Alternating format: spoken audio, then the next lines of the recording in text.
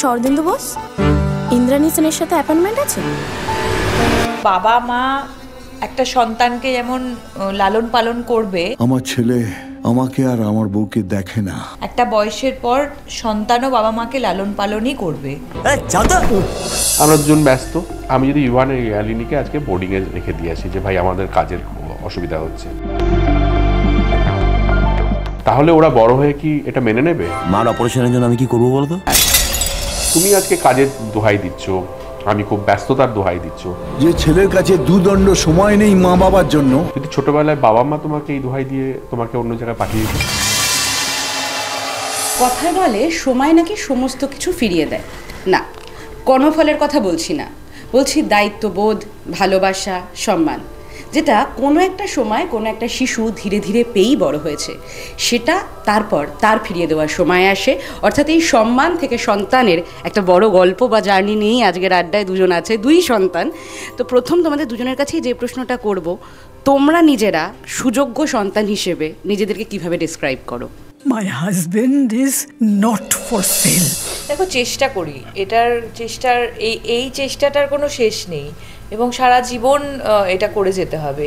এবং বলে না যে ভালোর কোনো সীমা নেই, তো ভালো এভরিডে আমরা হতে চাই, মানে বেস্ট ভার্সনটা আমাদের জীবনে প্রতিটি ক্ষেত্রে প্রতিটি রোলে আমরা হতে চাই। সেরকমই যে কথাতেই আছে যে বাবা মায়ের ঋণ তো কখনো শোধ করা যায় না, তাই বাবা মায়ের মানে কাছে কতটা ভালো সন্তান হতে পারলাম সেটা হয়তো মানে সারা জীবনেও সেটার হিসেব আমি দিতে পারবো না।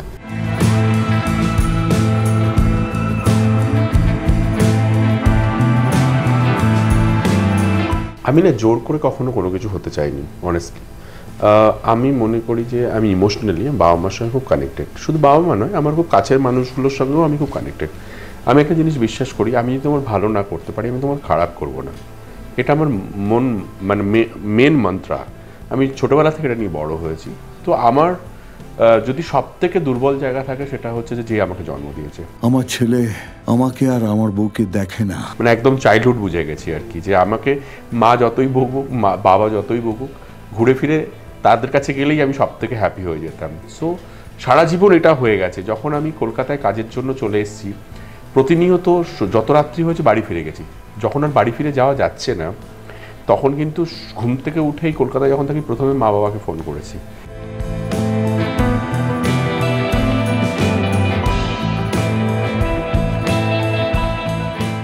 এবং বারংবার ফোন করেছি। মিস করতাম বাড়িটাকে মিস করতাম না, অ্যাকচুয়ালি বাবা মাকে মিস করতাম। আমাকে তো ডাকতে পারতে। তো একটা সময় বাবা মা আমার সঙ্গে চলে আসে, আমার কাছে নিয়ে আসি, ডাকতে পারি না আর কি। খালি ওদের জন্যই সবসময় মন খারাপ করতো, যে মনে হতো যে আমি যাই করছি কোথাও যেন ওদের নেগলেক্ট করছি না, তো বয়স হচ্ছে ওদের। সো আমি চেষ্টা করেছি সবসময়, শুধু আমার বাবা মা নয়, আমার বাড়ির প্রত্যেককে আগলে রাখার আর কি। কারণ আমি কাউকে না কাউকে একটা দায়িত্ব নিতে হয় আর কি। সো সবাই যদি গা ছাড়া হয়ে পড়ে, সবাই যদি ভাবে হয়ে যাবে, তাহলে কিন্তু হয়তো কোথাও গিয়ে সমস্যা পড়লেও পড়তে পারি। সো আমি কোনো নাম্বার বা কোনো কিছু বলতে পারবো না যে আমি কিভাবে টেক কেয়ার করেছি, বাট আমি ফিল করি এখনও। মানে বাড়ি গেলে যত রাত্রি হোক আমার মার কাছে একবার যাবো, বাড়ি থেকে বেরোনোর সময় মার পারমিশন নিয়ে বেরোবো। এবং আমার কাছে আমাদের বাড়ি অবভিয়াসলি আমরা অন্যভাবে একটু বাড়ির সবাই বন্ডিং, তো খুব ইম্পর্টেন্ট। আমাদের বাড়িতে দুটো ছোট্ট বাচ্চা আছে, ইভান ইয়ালিনী। তার থেকেও ছোট বাচ্চা হচ্ছে আমার মা। তো তুমি বোঝো আর কি, তাকে মানে টেক কেয়ার না করলে আমি তো সার্ভাইভ করতে পারবো না। আমি তো মানে এক্ষুনি কেঁদে ফেলবো আমি তার ব্যাপারে যদি আমি ভাবি।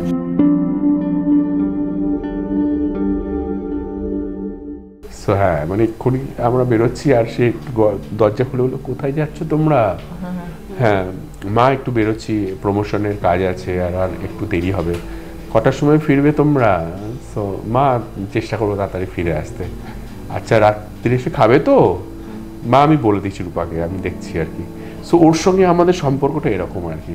আর ওরও যেন সারাক্ষণ ধরে ওয়েট, মানে আমরা কোথায় গেলাম, কখন কোথায় কি করছি, ও ওগুলোর মধ্যে থাকতেই পছন্দ করে। সো লাইক দ্যাট, ওটার মধ্যে সব থেকে আমরা হ্যাপি থাকি। এই যে তোমরা দুজনেই যেটা যা যা বললে তার মধ্যে একটা বড় জায়গা চলে আসে দায়িত্ব, এবং সন্তানের ট্রেলার দেখেও অনেকেরই এই জায়গাটাই তৈরি হয়েছে, দায়িত্ব নেব না মা বাবার, এই দায়িত্ববোধ। দায়িত্ব না গো, এটাকে দায়িত্ব বললে আমার মনে হয় ছোট করা হবে বাবা মাকে, দায়িত্ব নয়। হ্যাঁ, এইটা না, হ্যাঁ মানে দায়িত্ব নেব, কার দায়িত্ব নেবে, মানে বাইরের লোকের দায়িত্ব নাও, বাড়ির লোকের দায়িত্ব নেই। আমি বলছি ধরো এই দায়িত্ববোধ, ভালোবাসা, সম্মান করা, এগুলো তো সহজাত নাকি? এগুলো সহজাত, এক্স্যাক্টলি সহজাত।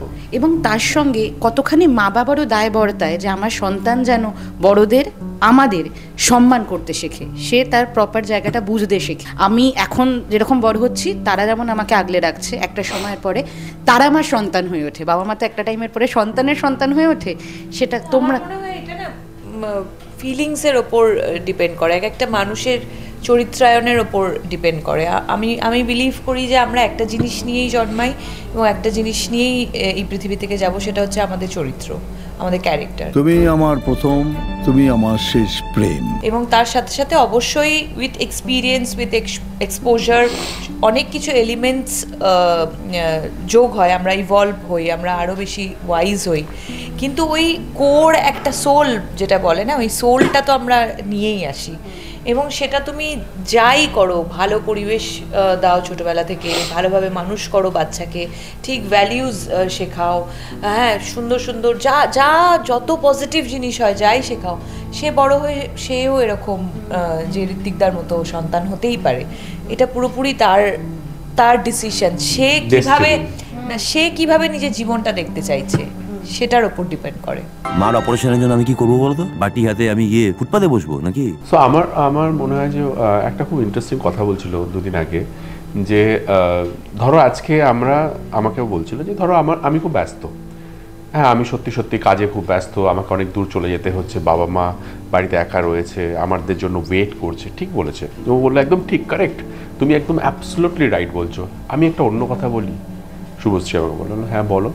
তো বলছিল যদি ছোটোবেলায় ধরো আজকে ইউভান ইয়ালিনী জন্মেছে, আমরা দুজন তো খুব ব্যস্ত, আমি যদি ইউভান ইয়ালিনীকে আজকে বোর্ডিংয়ে রেখে দিয়ে আসি যে ভাই আমাদের কাজের অসুবিধা হচ্ছে, তাহলে ওরা বড় হয়ে কি এটা মেনে নেবে?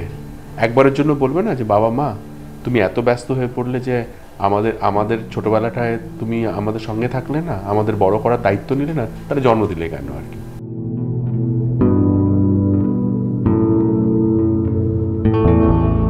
তুমি যদি ভালো করে এটাকে দেখো যে তুমি আজকে কাজের দোহাই দিচ্ছ, আমি খুব ব্যস্ততার দোহাই দিচ্ছ, যদি ছোটবেলায় বাবা মা তোমাকে এই দোহাই দিয়ে তোমাকে অন্য জায়গায় পাঠিয়ে দিত, হয়তো দেয়ও কিছু কিছু বাচ্চা, তখন সো ইম্পর্টেন্ট যে আমি যখন একটা সন্তানের জন্ম দিচ্ছি, আমার দায়িত্ব হচ্ছে আমি সন্তানকে বড় করছি, মানে প্রপার প্যারেন্টিং যা দরকার আমি সব করছি, কিন্তু আমি কিন্তু একটা এক্সপেকটেশন নিয়ে রাখছি, আমি এক্সপেক্ট তো করি, অন্য কেউ না করুক না করুক, রোল রিভার্সাল হয়ে যায় উইথ টাইম, এটা রোল রিভার্সাল পুরোটাই, এটা একটা না বলা চুক্তি, মানে প্রত্যেকটা সম্পর্কই একটা এক্সপেকটেশনের ওপরে দাঁড়িয়ে থাকে।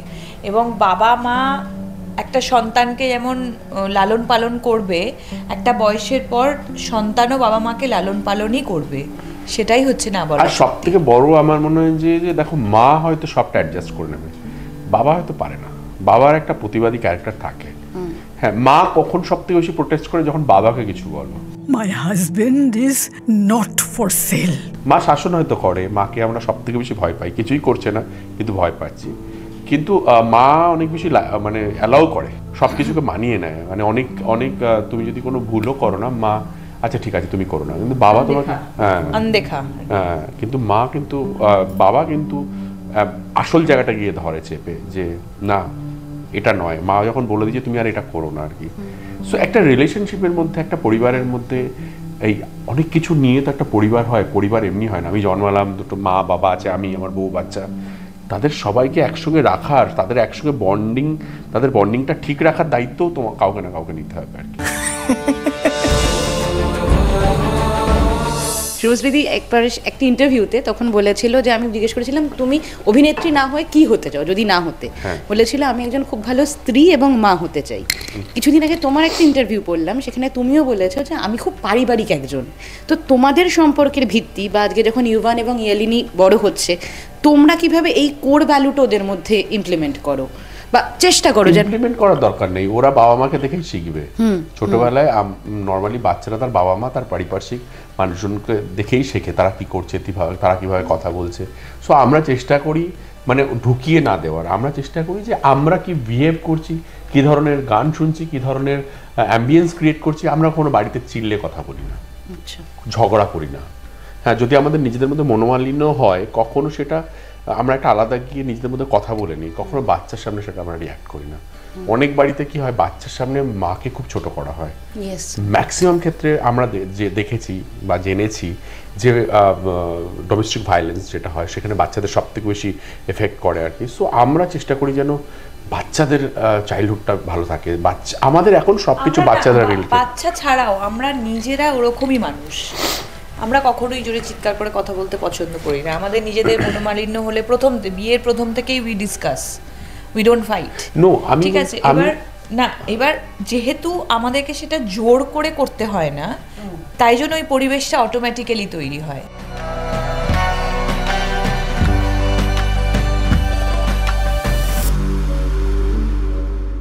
ডেফিনেটলি কিছু কিছু জায়গায় উই সেট অ্যান এক্সাম্পল। যেমন ধরো বাড়িতে গিয়ে আমি আর ফোনটা দেখি না, এবং মানে ইউভানকে স্ক্রিন টাইম, ও শুধু টিভি জানে, ও এখন অবধি ফোন বা ট্যাব বলে কিছু জানে না। সো টিভিতে ওর স্ক্রিন টাইম হয়, যখন ওর টিভিটা বন্ধ হয়ে যায় তখন কিন্তু আমিও ওকে মানে ফোনটা দেখিয়ে রাখি যে I am also not touching my phone. সেই এক্সাম্পলগুলো হয়তো সেট করতে হয়, বাট বিহেভিয়ার ওয়াইজ বা একটা বাড়ির যে পরিবেশ, মানে ধরো ছোট থেকে বড়, মানে আমরা দুজনেই সকলকে রেসপেক্ট করি। মানে ধরো এভরিডে আমাদের বাড়ির যে সিকিউরিটি গার্ড, তাকে যেভাবে আমরা প্রত্যেক দিন গুড মর্নিং বা গুড ইভিনিং বা যাওয়ার সময় গুড নাইটটা বলি, ইউভানও এক্স্যাক্টলি এখন কথা বলার কথা যেদিন থেকে বলতে শিখেছে ওরম ভাবেই বলে। তো আমাদের এটা ভীষণ ফ্লুয়েন্টলি, এটা আমাদের নেচার এটা। সো সেটা ওকে আর শেখাতে হয় না। ও যেটা দেখে, মানে ধরো আমরা কোথাও বেড়াতে গেছি বা কোথাও বিদেশে কোথাও গেছি, ট্যাক্সিতে উঠলাম, সো লোকাল ট্রান্সপোর্টে উঠলাম, সেখানে যখন আমাদেরকে একটা ডেস্টিনেশনে পৌঁছে দিল সে, we always say thank you to the driver. So Yuvan এখন তাকে থ্যাংক ইউ বলে। সো এগুলো না মানে ওই ইমবাইব করার দরকার পড়ে না, যে বা আমাদেরকেও ওগুলো জোর করে করতে হয় না, আমরা উই ডু মানে ন্যাচারালি। তো যেগুলো করতে হয় সেগুলো হচ্ছে যে এই যেরকম বললাম যে কিছু কিছু এক্সাম্পল, যে না এটা তুমি করবে না, বা ধরো ও আজকেই মানে অনেক কিছু, ধরো কোথাও একটা ফ্যাট নিয়ে কিছু একটা বললো, একটা মোয়ানা বলে একটা ছবি আছে, সেখানে মোটু ফটু বলে একটা ইয়ে আছে। সো মোটু ফটু, এবার সেটা হয়তো ওকে ইমবাইব করলাম যে ইট ইজ নট ফানি, মোটা হওয়াটা is not funny, it can be someone's choice or health issue. এটা হয়তো ওকে আমরা বোঝালাম, সেটা হয়তো ও বুঝতে পারবে না। বাট বিহেভিয়ারাল যে জিনিসগুলো বা ভ্যালিউসগুলো, যেভাবে ও এভরিডে মাকে প্রণাম করে বেরোয়, আমি মাকে প্রণাম করে বেরোই, ইউভানও মাকে প্রণাম করে বেরোয়, কিন্তু সেখানে কোনো ফোর্সফুল নেই। ও যদি কোনোদিন প্রণাম না করে বেরোয়, আমরা এই কেন প্রণাম করলে না, সেটা কিন্তু মন থেকে ওর যেটা হবে সেটাই ও করবে। রাজাদা, তুমি কিভাবে বলবে? হ্যাঁ, একদমই তাই। আমি যখন বিশেষ করে আমি একরকমভাবে, আমি যেহেতু পরিচালক, তো আমাদের সেটে একরকমভাবে আমরা চলাফেরা, আমাদের একটু ভয়েস রেজ করে কথা বলতে হয় না, অল এভরিথিং, তো একটু রিয়াক্ট করে ফেলি আর কি। সো আমার এখনও মনে আছে যে যখন ইউভান মানে যখন পেটে আর কি আসবে আর কি, তখন কোথাও একদিন আমরা বসে ডিসকাস করছিলাম যে আমাদেরকে মনে হচ্ছে যে, আমি বিশেষ করে আমার ক্ষেত্রে, যে আমাদেরকে মনে হচ্ছে একটু চেঞ্জ করতে হবে কিছু জিনিস। জোরে কথা বলা, ধরো জোরে কথা বলছি, এই রূপা এটা মানে একটু জোরে জোরে কথা বলছি কয়েকটা সময়, কারোর সঙ্গে ফোনে জোরে কথা বলছি। সো সেইটা কিন্তু আমি চেঞ্জ করেছি, যে ও ওরমভাবে কথা বলে না, আমি অনেক চেঞ্জ করেছি, যে আমি যদি জোরে কথা বলি আমার বাচ্চা এসেও কিন্তু সেটাই শিখবে আর কি। আজকেই তুলে নেবে রাইট নাও। সো এইগুলো কিন্তু আমি নিজেকে অনেকটা চেঞ্জ করেছি আর কি। অ্যান্ড সেম জিনিসটা এখন আমি ইউভানকেও বলি যে তুমি যেটা করছো সেটা কিন্তু ইয়ালিনী তোমাকে দেখে মানে শিখবে। সো আজকে সকালেই একটা ইনসিডেন্ট হয়েছে, তো কখনো কখনো কি হয়, ওরা দুজন একসাথে খেলে, এখন খেলতে খেলতে ইউভান হয়তো খুব খেলায় ব্যস্ত, ওর খেলাটা ইয়ালিনী নিতে এলে ও দেয় না। সো আজকে মর্নিংয়ে ইয়ালিনী কি করলো, একটা সবে ধরে ধরে হাঁটতে শিখেছে, ধরে হেঁটে হেঁটে গেল, একটা কার নিয়ে এলো, নিয়ে এসে আগে দাদাকে দিল। সো তখন আমি একটা এক্সাম্পল ওকে বললাম যে দেখো, sharing is caring, you know that, but Yalini কিন্তু খেলাটা এনে তোমাকে দিল, তার মানে কি তোমরা দুজন একসাথে খেলো, সেটা বলতে চাইছে। So he immediately said sorry to her, আমাকে বলতেও হলো না, ওই ফিলিংসটা ওর মধ্যে অলরেডি আছে। সরি ইয়ালিনী, ও সরি ইয়ালিনী, হ্যাঁ ইয়ালিনী একটাই নাম। হ্যাঁ না ও আবার মাঝে মধ্যে জান এইসব অনেক কিছু বলে, আমার জান এসব বলে।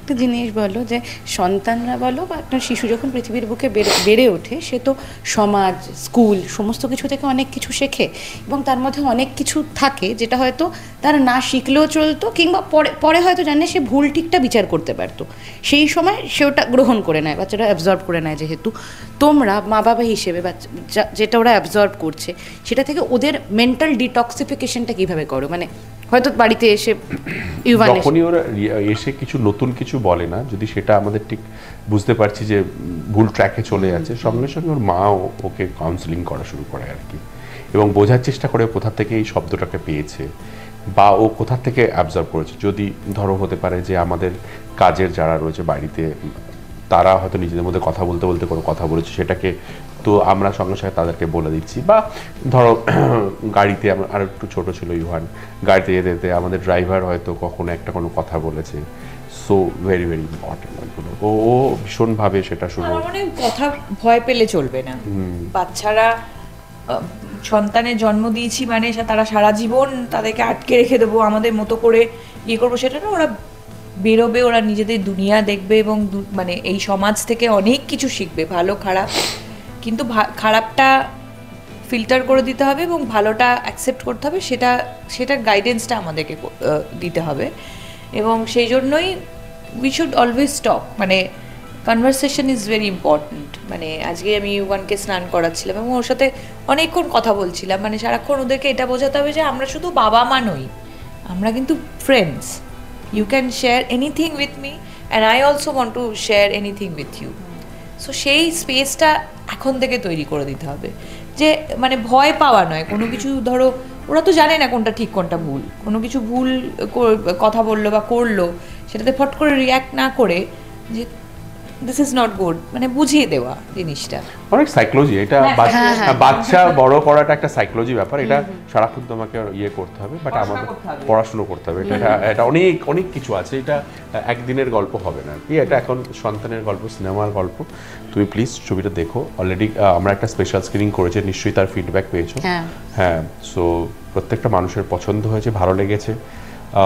আশা করি 20th রিলিজ করছে ছবিটা, সবার আরও অনেক বেশি লোক হল ভরিয়ে ছবিটা দেখবে।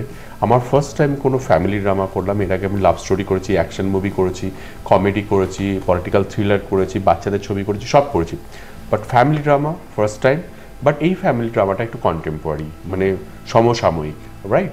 সো এবং বড়দিনে সপরিবারে হলে গিয়ে এই সিনেমাটা দেখার ছবি। প্লিজ সবাই হলে গিয়ে এই ছবিটা দেখুন, তাহলে বুঝতে পারবেন যে একটা ছবি। দেখো, আমি তো বিলিভ করি ছবি মানে এন্টারটেনমেন্ট, কিন্তু এখন যে সময়, সেখানে দাঁড়িয়ে শুধু এন্টারটেনমেন্টের সঙ্গে কিন্তু শুধু এন্টারটেনমেন্ট দিলে হবে না, তার সঙ্গে কিন্তু তোমাকে আরও অনেক কিছু দিতে হবে, যেটা মানুষ নিয়ে যাবে। সো আমাদের এই ছবিতে সন্তানে এমন অনেক কিছু আছে, যেটা ছবিটা শেষ হওয়ার পরে 10 থেকে 15 মিনিট কালকেই হয়েছে, যে সিট থেকে মানুষ উঠতে পারছে না। আমরা সবাইকে রিকোয়েস্ট করে বের করেছি আর কি, যে দেখলাম অনেকে চোখে জল নিয়ে বেরিয়েছে। কৌশানীদির একটা ভিডিও দেখলাম, সবাই শুধু কৌশানীকে হয়তো দেখেছো, আরও যারা রয়েছে প্রত্যেকে, কারণ সবাই কানেক্ট করতে পেরেছে, সবাই রিলেট করতে পেরেছে। এরম নয় যে একটা ইমোশনাল ছবি আমি কেঁদে ফেলেছি, এরম নয়, সবাই এরকম কানেক্ট করতে পেরেছে। এবং প্রচুর মানুষজন কালকে আমাদেরকে ফোন করেছে, টেক্সট করেছে, হোয়াটসঅ্যাপ করেছে, যে যারা দূরে থাকে মা বাবার থেকে, সঙ্গে সঙ্গে ফোন করেছে, যত দূরেই থাকুই, মা তুমি একটু জেগে থাকো, আমি আসছি, তোমার সঙ্গে দেখা করবো আজকে। সো এই শব্দটা কেন বলেছে সেটা বোঝার জন্য তোমার ছবিটা দেখতে হবে। একদম শেষ একটাই প্রশ্ন করবো, জানি তোমরা প্রচণ্ড তাড়ায় আছো, যদি টাইম মেশিনে করে তোমাদের দুজনকে সুযোগ দেওয়া হলো কোনো একটা ফেলে আসা দিনে মা বাবার কাছে ফেরত চলে যাওয়ার, এবং সেখানে কোনো একটা ভুল যেটা তুমি শুধরে নিতে চাইবে বা সেই দিনটা রিক্রিয়েট করে নেবে, কোন দিনটা ফিরে যাবে এবং কি চেঞ্জ করে নেবে? আমি আসলে ফিরে আসা দিন এবং আগামী দিনে বিশ্বাসী নই, আমি বর্তমানে বিশ্বাসী। আর ফেলে আসা দিনের এক্সপিরিয়েন্সেসগুলো বা ঘটে যাওয়া ঘটনাগুলো আমি মনে করি খুব ইম্পর্ট্যান্ট, কারণ সেগুলো আমাদেরকে অনেক বড় করে, আরও বেশি ওয়াইজ করে। যদি কখনো মা বাবার সাথে ভুল করে থাকি, সেটা তো ইন্টেনশনালি কেউই আমরা নিজেদের মানুষকে কষ্ট দিতে চাই না, সেখান থেকে কিন্তু আমি শিখেছি যে এইটা আমি আর করব না। সো আমার কাছে ওই এক্সপিরিয়েন্সটা ইম্পর্টেন্ট, না হলে আমি হয়তো বুঝতামই না ইন ফিউচার, আগামী দিনে বা বর্তমানে হয়তো কোনো ভুল করে ফেলতাম। আমি বেসিক্যালি ফিরে যেতে চাই না কোনো মানে টাইম লাইনে যদি তুমি আমাকে ফেলে দাও আর কি, সো টাইম মেশিনে, সো আমি ফিরে যেতে চাই না, আমি এগিয়ে যেতে চাই। আমার কাছে ভীষণ ইম্পর্ট্যান্ট কালকের দিনটা। আমি বিশ্বাস করি আজকে যদি আমি সব ঠিক করি তাহলে কালকে আরও বেটার দিন আসবে, কালকে গিয়ে আরও বেটার কিছু করতে হবে, তাহলে তারপরের দিনটা আরও বেটার হবে। সো আমি এগিয়ে যাওয়াতে বিশ্বাস করি, পিছিয়ে যাওয়াতে নয়। আর পিছিয়ে যেগুলো ফেলে এসেছি সেগুলো আমার অতীত। সো আমি অতীতে যা করেছি, ভুল করেছি, ঠিক করেছি, সব কিছু থেকে এক্সপিরিয়েন্স করেই কিন্তু আমি এগিয়ে যাচ্ছি। সো আমি অলওয়েজ এগিয়ে যেতেই চাই। তো পরের দিন থেকে পরের বছরের দিকে এগিয়ে যাবে সন্তান। রাজদা তো মানে নেমন্তন্ন করেই দিয়েছে, বা তোমার পালা, তুমিও যদি একটু। আমি এটাই বলবো যে ভীষণ ইমোশনাল একটা গল্প, বেসিক হিউম্যান ইমোশনের ওপর দাঁড়িয়ে আছে, এবং বড়দিনের ছবি, সপরিবারে এসে এই জেনারেশনেরও এই ছবিটা দেখা উচিত। সবাই সিনেমা হলে এসে সিনেমাটি দেখুন। টলিউডের latest update, gossip and entertainment পেতে সাবস্ক্রাইব করুন শুধুমাত্র সিটি সিনেমা, আর ফলো করুন সিটি সিনেমার Instagram, Facebook, Twitter and ShareChat page.